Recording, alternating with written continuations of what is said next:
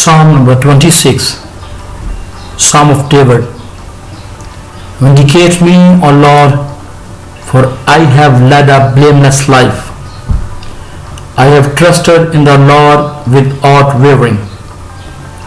Test me, O Lord, and try me.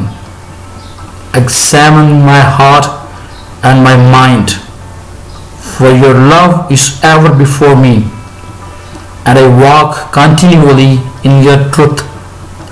I do not sit with deceitful men, nor do I consort with hypocrites.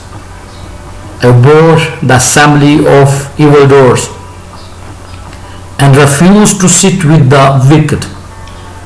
I wash my hands in innocence, and go about your altar, O Lord, proclaiming, O Lord, your praise and telling of all your wonderful deeds. I love the house where you live, O Lord, the place where your glory dwells. Do not take away my soul along with sinners, my life with bloodthirsty men, in whose hands are wicked schemes, whose right hands are full of bribes.